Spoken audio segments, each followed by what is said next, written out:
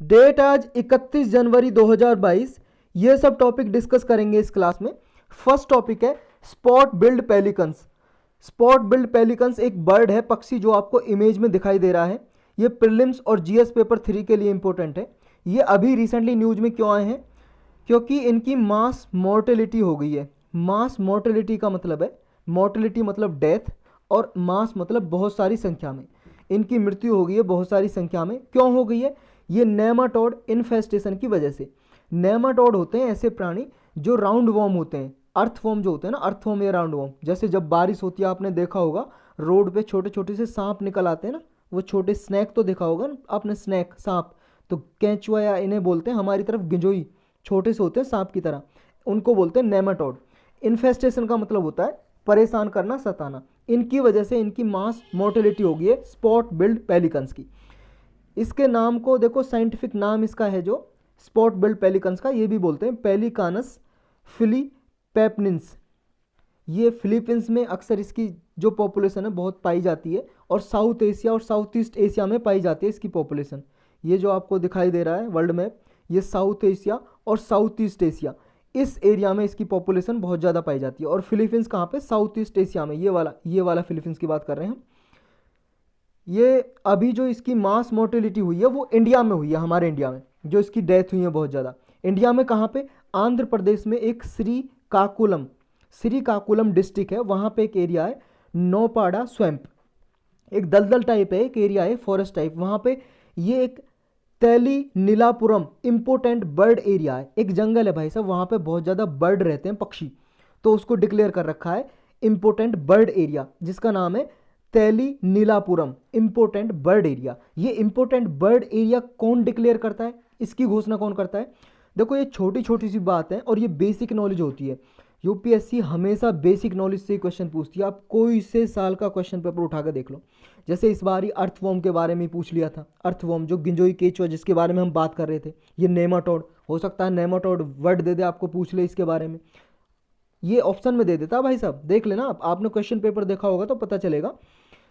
तो ये important bird area कौन डिक्लेयर करता है? एक देखो एनजीओ है, इंटरनेशनल एनजीओ। एनजीओ को तो आप जानते हो क्या होता है? नेशनल, ये क्या होता है? नॉन गवर्नमेंटल ऑर्गेनाइजेशन, गैर सरकारी संस्था हिंदी में बोलते हैं। इंटरनेशनल एनजीओ इसलिए क्योंकि बहुत सारी एनजीओ एक साथ मिलके इकट्ठा आई, और इकट्ठा होने के बाद इन्होंने एक एनजीओ बनाई जिसका नाम रखा bird life international. Bird life international, international की स्पेलिंग आप जानते हो। ये एक एनजीओ जिसका जो हेडक्वार्टर है वो कैम्ब्रिज में है, ब्रिटेन में कैम्ब्रिज में है, यूनाइटेड किंगडम में जो एक प्लेस है कैम्ब्रिज, जिसमें कैम्ब्रिज नाम की यूनिवर्सिटी भी है। यूनिवर्सिटी का नाम तो आपने सुना ही होगा, वहाँ पे हेडक्वार्टर है। ये इंपोर्टेंट बर्ड एरिया किसी एरिया को डिक्लेयर करती है जहाँ पे मान लो बर्ड अच्छी खासी संख्या में पाए जाते हैं और जिनको थ्रेट है, कोई खतरा है, कहेंगे कि इसकी यूनिक क्वालिटी है, बर्ड यहाँ पे बहुत species, yo variety of species मिलते हैं, तो उसको इंपोर्टेंट बर्ड एरिया डिक्लेयर कर देती है। ये उसके लिए कंजर्वेशन एफर्ट भी लगाती है, संरक्षित करने के लिए उसके लिए कुछ प्रयास भी करती है ये बर्ड लाइफ इंटरनेशनल, वहाँ की गवर्नमेंट के साथ मिलकर। अब ये हो गया बेसिक। ये 150 स्पॉट बिल्ड पेलिकन से ज़्यादा यहाँ पे मर चुके हैं इसकी वजह से, इन्फेस्टेशन की वजह से। और देखो, जो इन्फेस्टेशन जो होता है ना, ये ओनली एडल्ट बर्ड्स को ही अफेक्ट करता है, प्रभावित करता है। एडल्ट का मतलब जो बड़े हो चुके हैं पक्षी, जो छोटे बच्चे पक्षी है ना, उनको ये प्रभावित नहीं करता, ये जो नेमाटोड इन्फेस्टेशन है। जो तेलीनालापुरम जो इंपॉर्टेंट बर्ड एरिया है, ये इनके लिए प्राइम विंटर सोजोर्न है। सोजोर्न का मतलब होता है, ये वर्ड याद रखना, अस्थाई निवास, टेम्परेरी रेजिडेंस, यानी कि कुछ समय के लिए कोई निवास कर रहा है, रह रहा है कुछ समय के लिए वहाँ पे। तो विंटर सीजन में, सर्दी के मौसम में, ये जो पक्षी उड़ के कहाँ पे आ जाते हैं? Spot billed pelican Telineelapuram important bird area, जो आंध्र प्रदेश की श्रीकाकुलम डिस्ट्रिक्ट में है। किस लिए आते हैं? ब्रीडिंग करने के लिए। ब्रीडिंग का मतलब अपने बच्चे पैदा करने के लिए यहाँ पे आते हैं ये। तो इनके लिए हैबिटेट है, एक तरह से निवास स्थान है ये इंपोर्टेंट बर्ड एरिया। तो स्पॉट बिल्ड पेलिकन के बारे में थोड़ा और पढ़ लेते हैं ब्रीफली। ये ग्रे पेलिकन होता है, ये ग्रे पेलिकन भी बोलते हैं इसे, क्योंकि इसका कलर है जो पेलिकन का कलर है, रंग है, वो ग्रे टाइप का होता है, थोड़ा सलेटी जैसा हमने देखा, वाइट और सलेटी। ये पेलिकन फैमिली से बिलोंग करता है, उसी का मेंबर है। ये south Asia, south east Asia में ये रहता है अक्सर।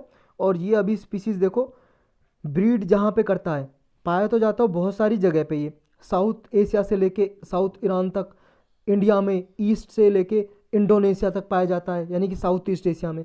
और ये मेनली या तो लार्ज इनलैंड एरियाज़ में रहता है ये बर्ड, मतलब बड़ा इनलैंड एरिया है मान लो, वहाँ पे रहता है, या फिर रहेगा कोस्टल वाटर के पास। जैसे अपना हिंदुस्तान है, हिंदुस्तान के ये कोस्टल एरिया, जैसे आंध्र प्रदेश में ये कोस्टल एरियाज के पास है ये जो बर्ड इंपॉर्टेंट बर्ड एरिया है तैली नीलापुरम जो बर्ड एरिया है श्रीकाकुलम डिस्ट्रिक्ट में।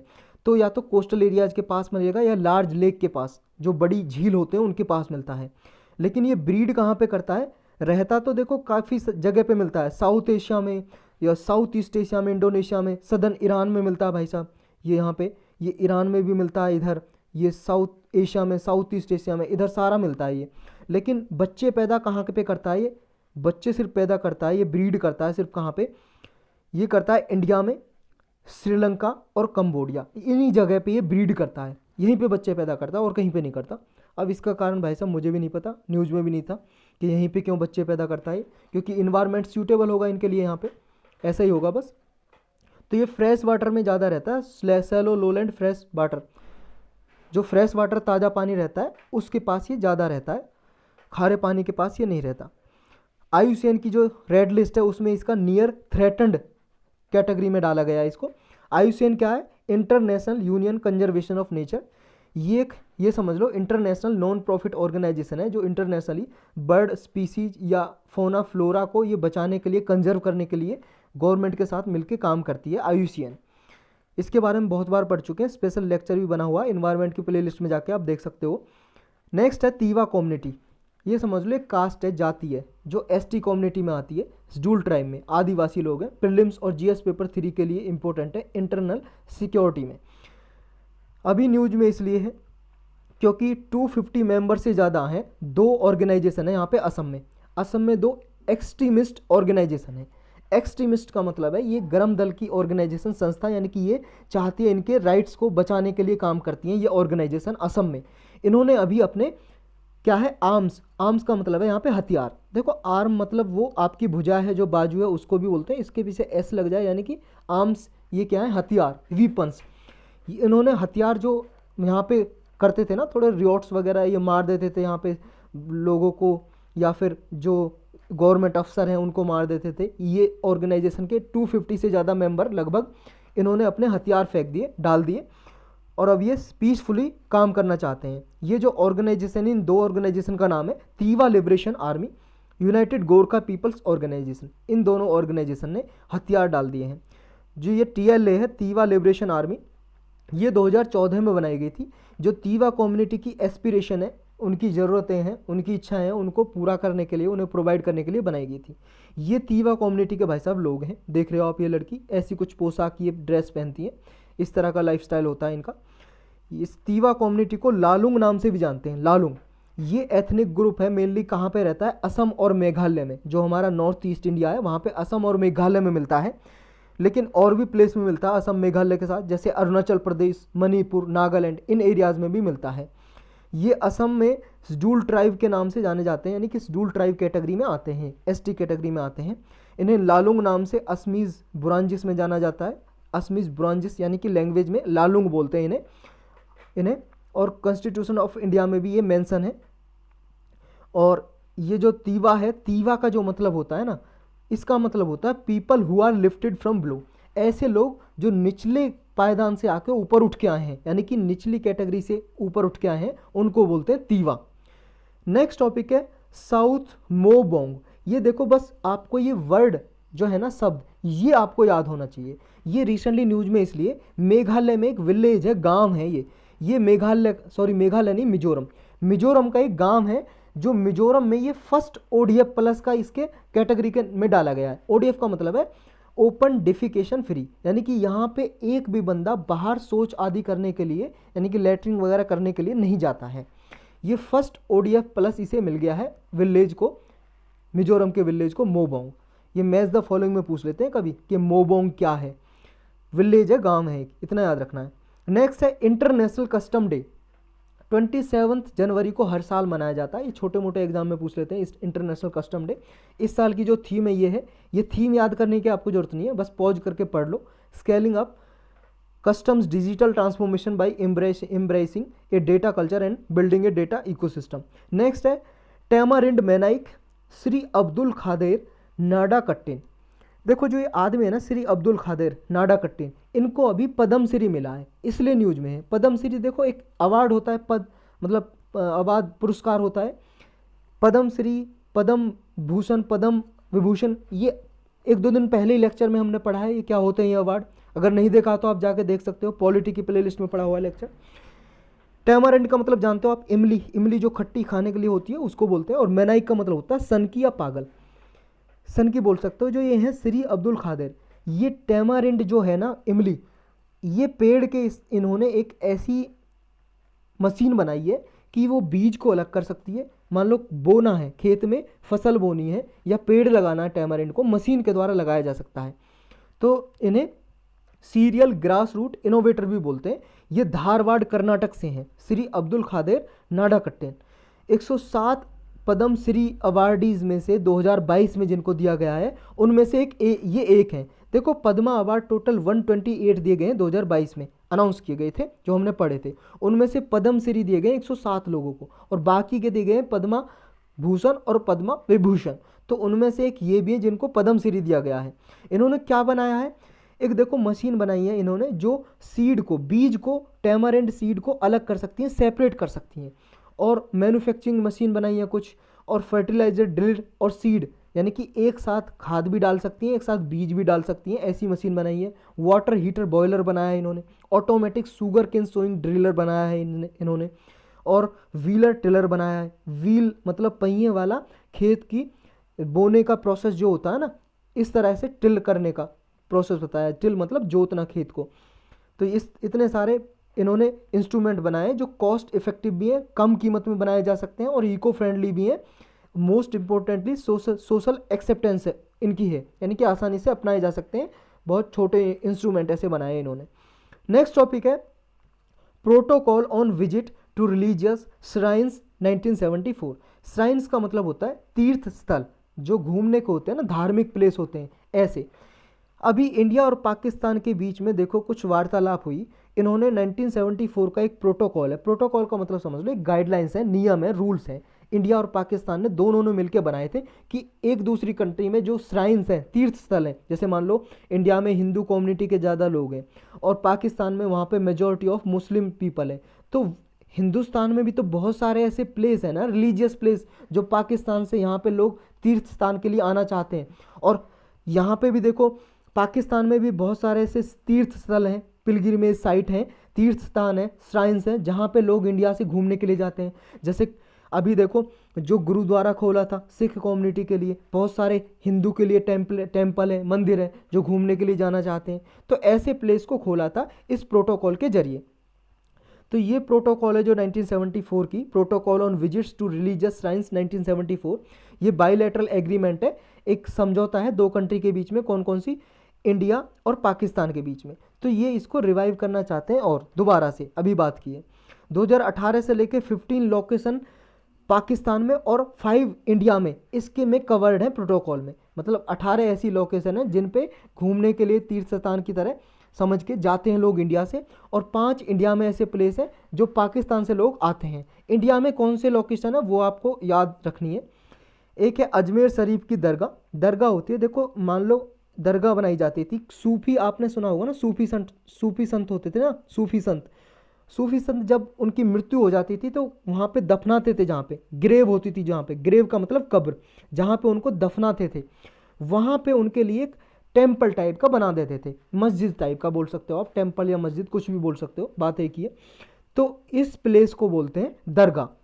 तो ये अजमेर शरीफ दरगाह है, ये किसके लिए डेडिकेटेड है, किसके लिए बनाई गई थी, अजमेर राजस्थान में जो अजमेर डिस्ट्रिक्ट है वहाँ पे बनाई गई थी। सूफी संत थे एक मोइनुद्दीन चिश्ती, तो इस प्लेस पे भी लोग घूमने के लिए आते हैं। एक दिल्ली में बनी हुई है निजामुद्दीन औलिया की दरगाह, निजामुद्दीन में दिल्ली में जो प्लेस है वहाँ पे बनी हुई है, निजामुद्दीन के नाम से रेलवे स्टेशन भी है, उसी के आसपास है ये। आमिर खुसरो के नाम से दिल्ली में बनी हुई है ये म्यूजिशियन थे, गीतकार थे।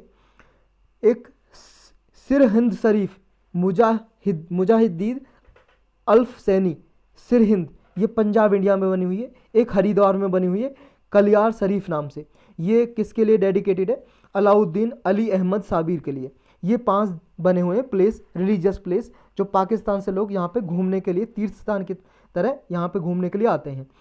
नेक्स्ट है what is national cadet Corp. ये प्रीलिम्स के लिए इंपॉर्टेंट है। देखो national cadet Corp, NCC shortcut में जो बोलते हैं, आप स्कूल और कॉलेज में पढ़ते हैं जो एनसीसी लेने की बात करते हैं ना कि हमें चाहिए एनसीसी, वो क्या है एनसीसी?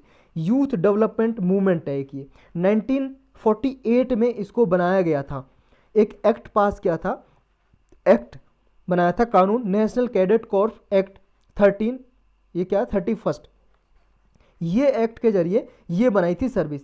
ये ट्राई सर्विस ऑर्गेनाइजेशन है। इसमें क्या, आर्मी नेवी एयरफोर्स जैसी ट्रेनिंग आर्मी नेवी एयरफोर्स के जवानों को दी जाती है ना, कुछ ऐसी तरह का डिसिप्लिन, ट्रेनिंग और पेट्रियोटिज्म की भावना, यानी कि देश के प्रति जो देश प्रेम है वो लोगों में, सिटीजन में, यानी कि नागरिकों में डाला जाता है। डिसिप्लिन, अनुशासन में उन्हें रखा जाता है। ये देखो कोई भी वॉलंटियर, कोई भी अपनी मर्जी से, स्टूडेंट्स जो रेगुलर स्टूडेंट्स होते हैं ना, छात्र स्कूल या कॉलेज में पढ़ने वाले, वो वॉलंटरी बेसिस पे अपनी मर्जी से इसमें हिस्सा ले सकते हैं एनसीसी में। फिर उनकी देखो 1 घंटे, 1.5 घंटे, 2 घंटे परेड कराई जाती है, जैसे सोल्जर की, सैनिकों की कराई जाती है। ये देखो स्टूडेंट क्या है, इनकी कोई लायबिलिटी नहीं बनती एक्टिव मिलिट्री सर्विस देने के लिए, यानी कि मिलिट्री में जाने के लिए इनकी कोई उत्तरदायित्वता नहीं है। इनकी मर्जी है, जाना चाहे तो जाए, नहीं जाना चाहे तो नहीं जाए। बस ये है, उन्हें ट्रेनिंग दी जाती है इसी तरह की जैसे मिलिट्री में दी जाती है। सोशल सर्विस पे एम्फेसिस किया जाता है, डिसिप्लिन पे और ट्रेनिंग पे। नेक्स्ट टॉपिक है India Philippines ink deal for BrahMos missile. जो ब्रह्मोस मिसाइल है ना, ब्रह्मोस मिसाइल, ये इंडिया ने रसिया के साथ मिलकर बनाई थी ब्रह्मोस मिसाइल। अभी इंडिया से परचेज करने वाला फिलीपींस, फिलीपींस कहाँ पे, ये देखा था ना हमने कंट्री, ये वाला, ये फिलीपींस ने डील की है, ये लेगा। अभी फिलीपींस ने डील की है $374.96 मिलियन की डील की है, ब्रह्मोस मिसाइल लेगा इंडिया से। ये सुपरसोनिक क्रूज मिसाइल है, supersonic cruise missile. Supersonic generally उसको बोलते हैं जो हवा की स्पीड से हाई चलती है, हवा की स्पीड से ज़्यादा तेज चलती है।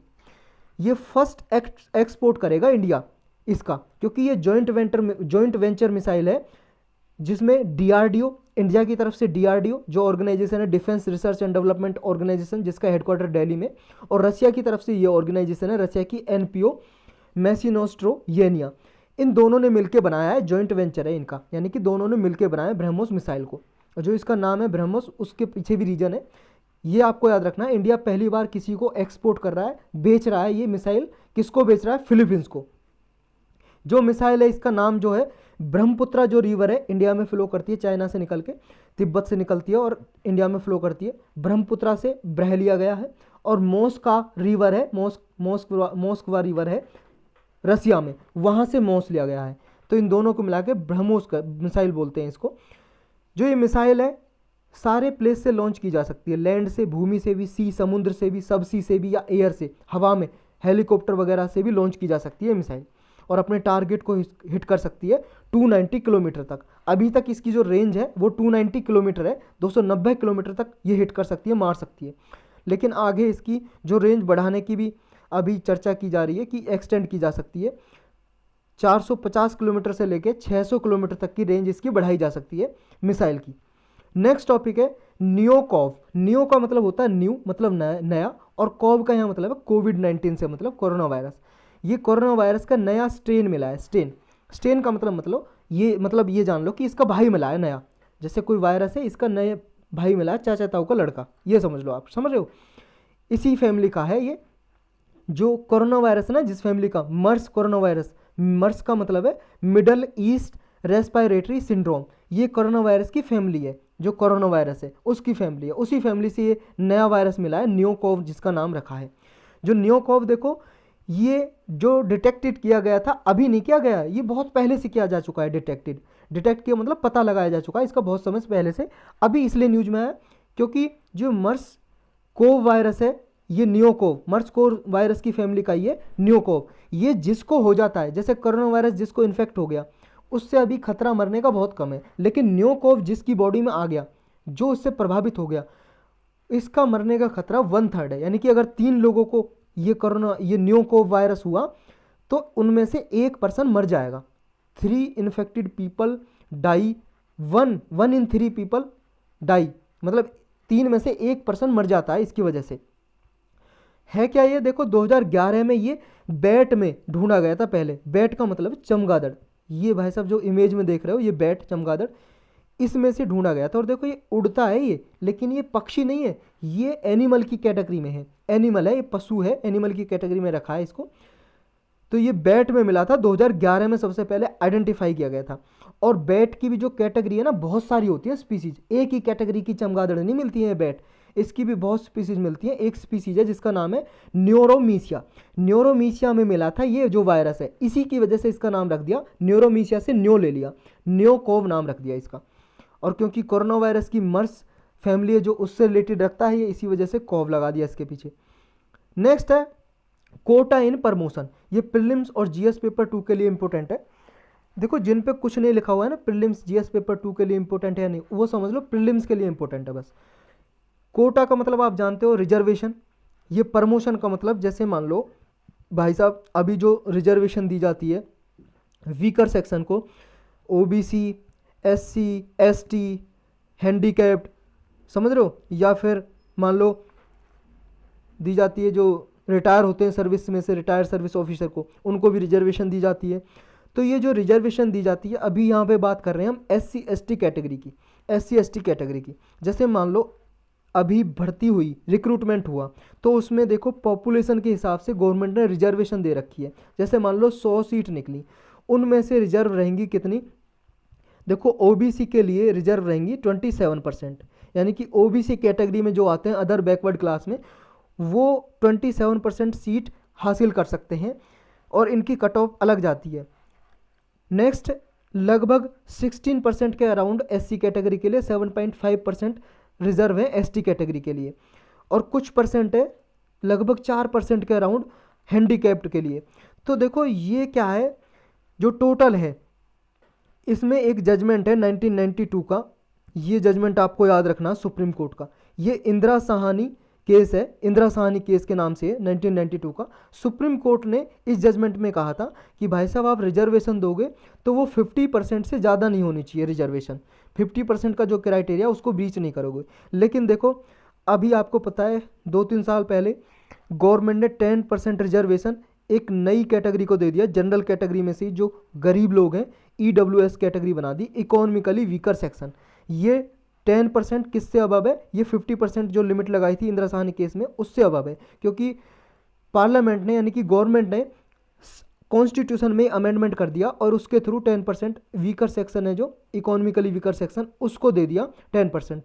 तो अभी बात हो रही है रिजर्वेशन की एससी एसटी कैटेगरी की प्रमोशन में। ये तो भर्ती में हुई, जब भर्ती होती है। अब भर्ती होने के बाद मान लो सर्विस चल रही है, अब ये देखा जाएगा कि मान लो A B C D 4 category में पोस्ट बांटी गई है गवर्नमेंट सर्विस की। ए बी सी डी में कोई सी कैटेगरी की पोस्ट है, मान लो आप आईएएस में भर्ती हुई है, आईपीएस में भर्ती हुई है, ये तो सब ए कैटेगरी की पोस्ट है, ए कैटेगरी की। तो ए कैटेगरी की हम बात करते हैं, मान लो आईएएस में किसी की एससी एसटी की भर्ती हुई। अब इसमें मान लो भर्ती हो गई एक बार, तो अब देखा जाएगा कि यहाँ प्लेस में जो काम कर रहे हैं भाई साहब सेक्रेटरी लेवल पे या डायरेक्टर लेवल पे जो आईएएस ऑफिसर हैं, तो वहाँ पे एससी एसटी कैटेगरी की कितनी रिप्रेजेंटेशन है, यानी कि वहाँ पे एससी एसटी कैटेगरी के सेक्रेटरी लेवल पे पोस्ट पे हैं क्या, या डायरेक्टर लेवल पे कितने आदमी हैं, इनकी 16% रिजर्वेशन दी गई है, उस हिसाब से रिप्रेजेंटेशन है। सब लोग जनरल कैटेगरी के तो नहीं है, सब लोग ओबीसी कैटेगरी के तो नहीं है, ऐसा तो नहीं है।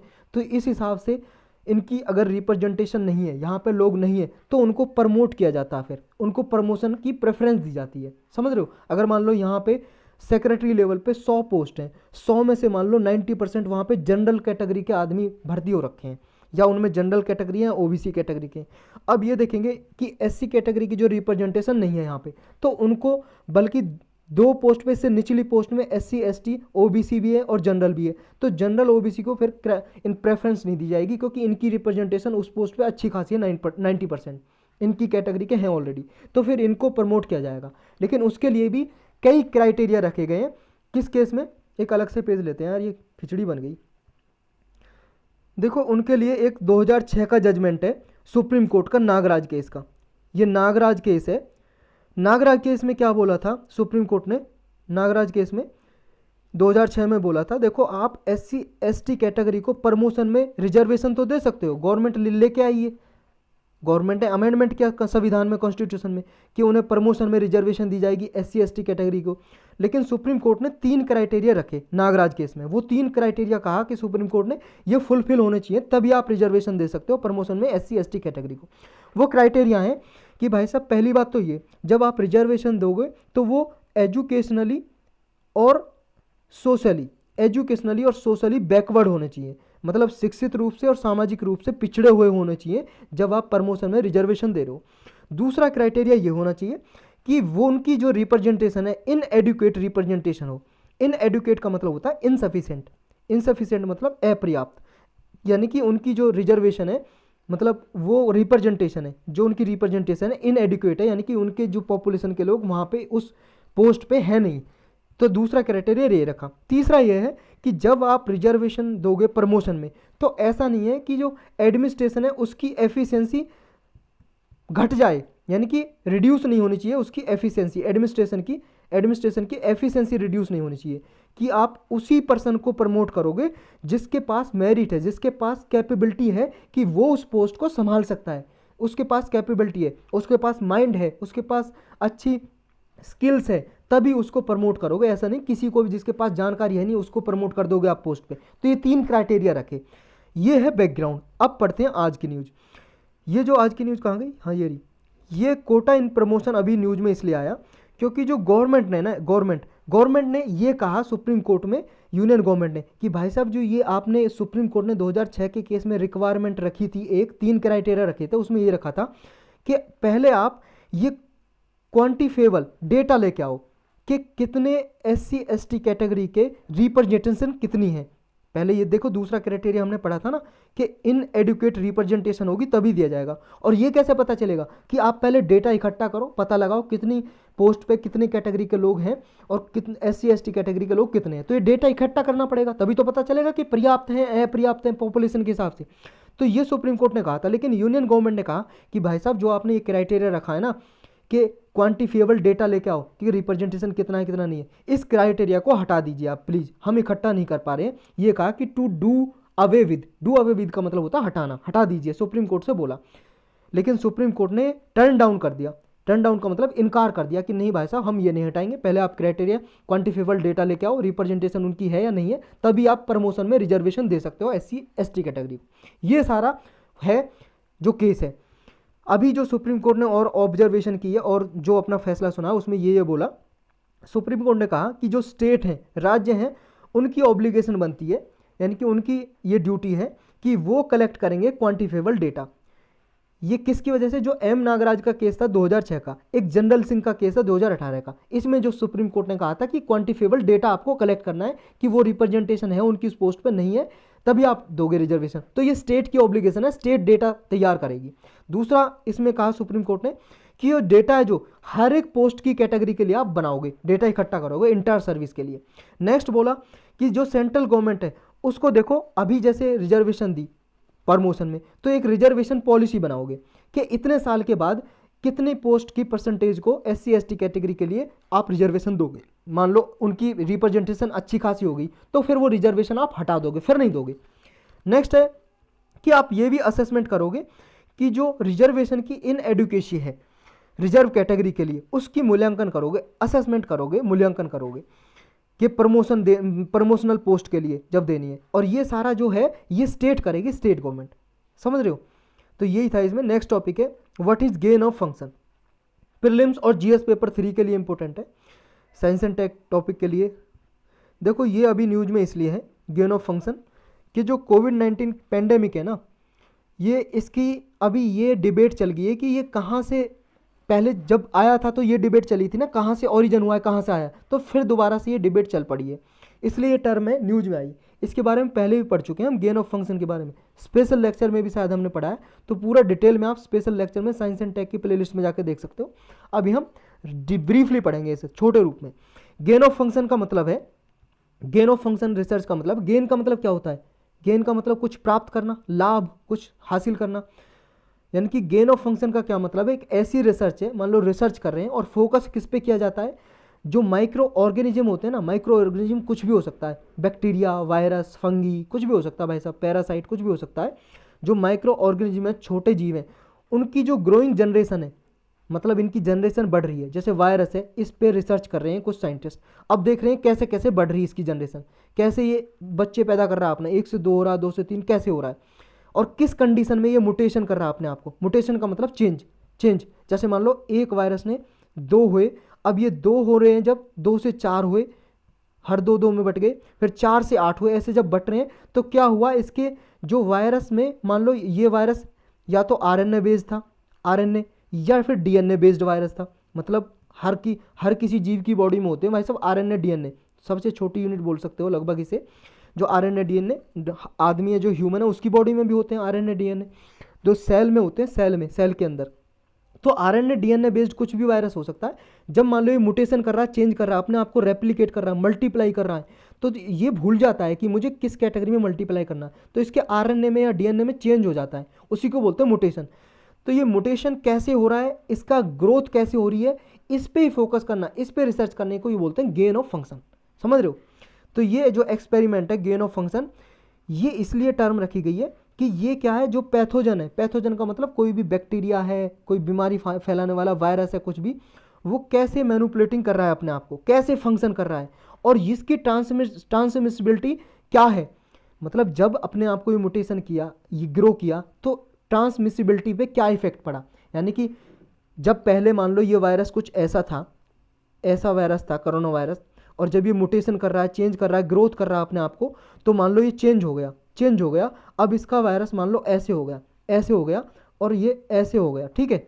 जो इसका बीच वाला आरएनए था वो चेंज हो गया, क्योंकि corona virus RNA based virus है, इसलिए हम आरएनए का एग्जांपल ले रहे हैं। तो इसका चेंज हो गया। तो पहले जब ये किसी पीपल को इफेक्ट करता था तो कैसे ट्रांसमिट होता था, एक पर्सन से दूसरे पर्सन में, और अब जब ये म्यूटेशन हो गया, चेंज हो गया, ग्रोथ हो गया, अब कैसे ये ट्रांसफर होता है एक पर्सन से दूसरे पर्सन में, छींकने से ही होता है, या जो मुंह से जो ड्रॉपलेट निकलती है उनसे होता है, या छूने से ही हो जाता है, कैसे होता है। तो इसकी ट्रांसमिबिलिटी इंक्रीज होती है या इंक्रीज नहीं होती है, तो ये सब देखना। अगर इंक्रीज होती है तो यानी कि गेन ऑफ फंक्शन रिसर्च है ये जो एक्सपेरिमेंट है, साइंटिस्ट को ये फ़ायदा करते हैं कि ये रिसर्च करने से जो इन्फेक्शियस डिसीज़ है वो कैसे इमर्ज हो रही है, ये प्रिडिक्ट किया जा सकता है। ये प्रिडिक्ट का मतलब भविष्यवाणी करना, एक तरह से पता लगाया जा सकता है कि आगे इसके लिए वैक्सीन और ये थेराप्यूटिक दवाइयाँ या मेडिसिन, वैक्सीन कैसे डेवलप की जा सकती है, इनमें आसानी हो सकती है अगर ये गेन ऑफ फंक्शन रिसर्च करते हैं। कैसे की जाती है ये रिसर्च?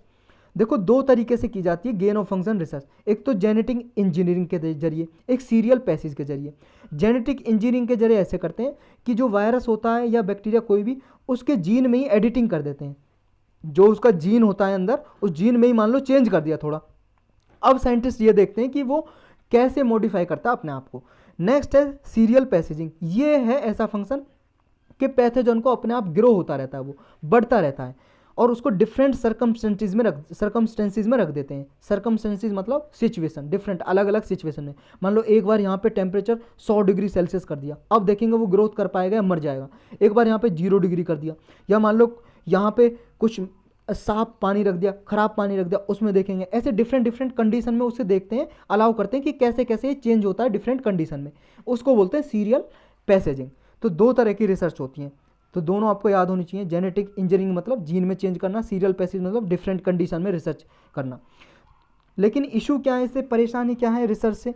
देखो जो गेन ऑफ फंक्शन है ना, जब ये मैनिपुलेट करता है अपना आपको, तो कुछ फंक्शन ऐसे होते हैं मोर डेडली हो सकते हैं, मतलब ज़्यादा ट्रांसमिसिबल।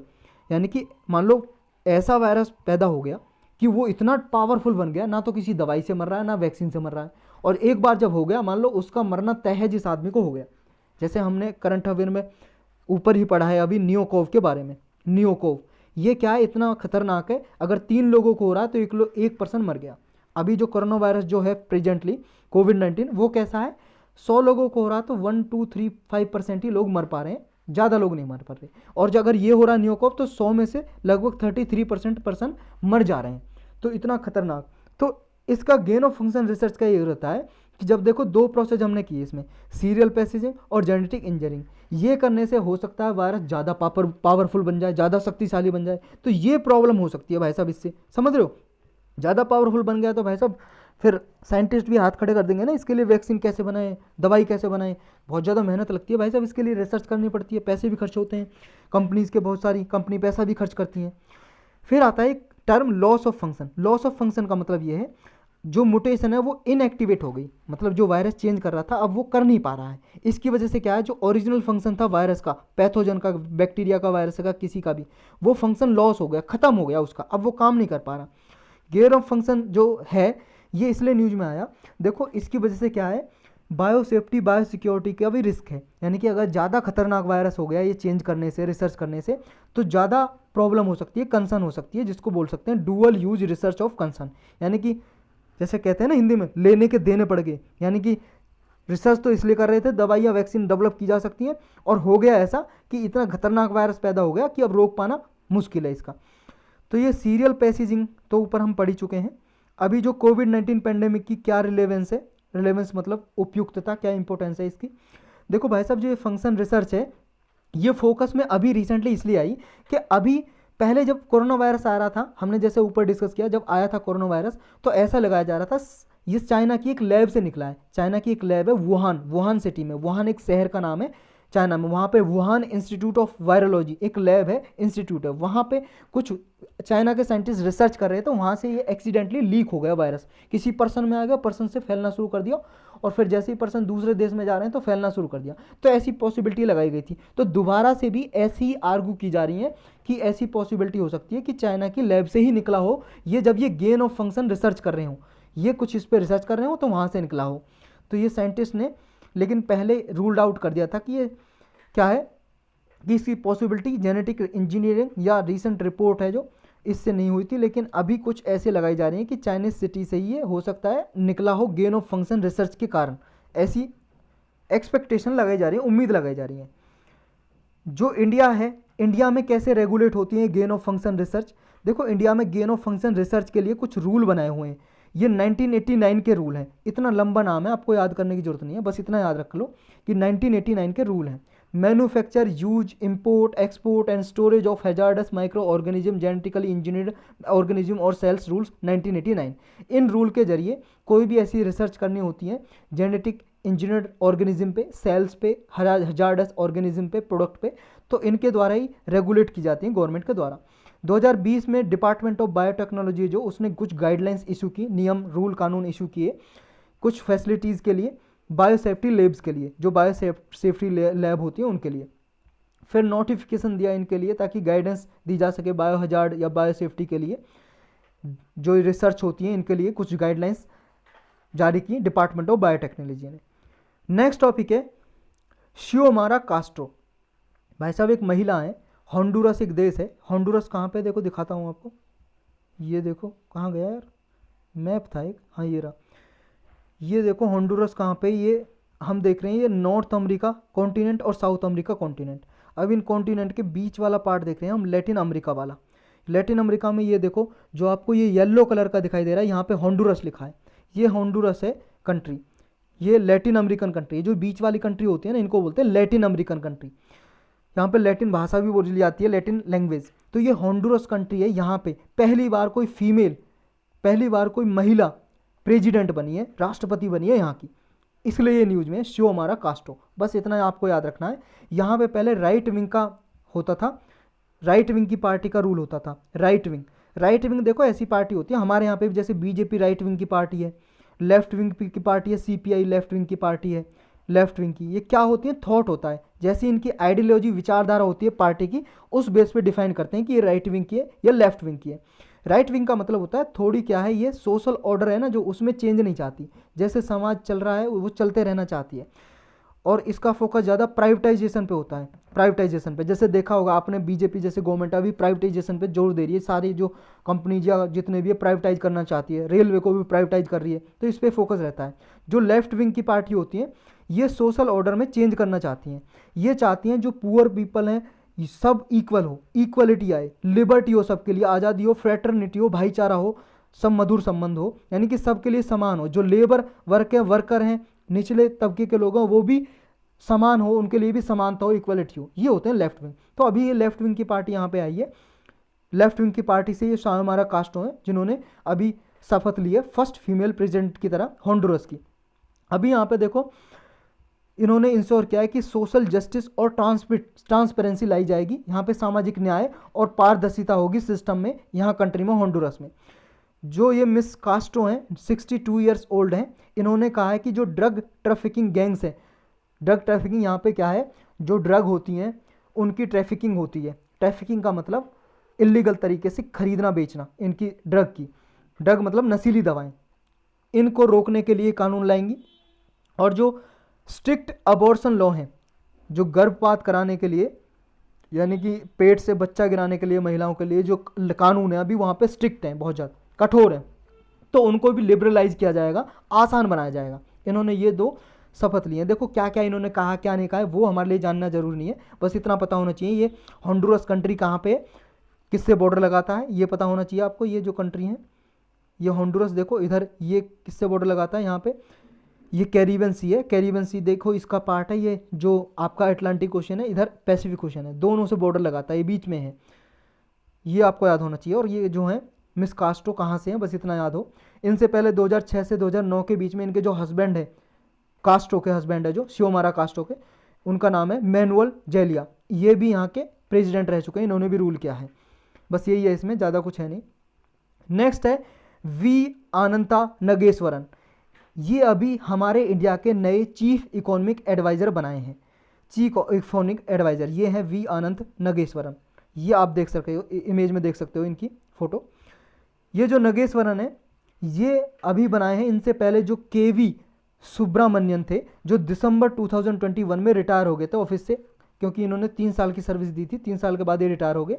इनकी जगह पे ये अभी अपॉइंट किए गए हैं, तब से दिसंबर से खाली पड़ी थी पोस्ट, अभी जनवरी में ये पोस्ट भरी है चीफ इकोनॉमिक एडवाइज़र। देखो इसके लिए क्या है ना, जो फाइनेंस मिनिस्टर होते हैं उनको ये एडवाइस देते हैं, सारी इकोनॉमी कैसे चलाई जाए उनके लिए एडवाइस देते हैं, हमारी जो इकोनॉमी इंडिया की उसके लिए क्या क्या कदम उठाए जाएँ उसके लिए एडवाइस देते हैं। इसलिए इनका जो पोस्ट है, पोस्ट की नाम भी होती है चीफ इकोनॉमिक एडवाइज़र। आर्थिक स्थिति के लिए सलाह देना, एडवाइस देना, तो चीफ इकोनॉमिक एडवाइज़र अभी अपॉइंट किए गए हैं। और देखो एक क्या है, कमेटी बैठती है, एक कमेटी क्या है उसमें कुछ मेंबर होते हैं और सब क्या है अपने आप को नॉमिनेट करते हैं जिसको चीफ इकोनॉमिक एडवाइज़र बनना है, तो उनमें से वो कमेटी देखती है कौन बनने के लायक है, तो उसको ये फिर सिलेक्ट करती है, फिर गवर्नमेंट अपॉइंट कर देती है, गवर्नमेंट अपॉइंट कर देती है चीफ इकोनॉमिक एडवाइज़र को। तो यही थे आज के लेक्चर में टॉपिक।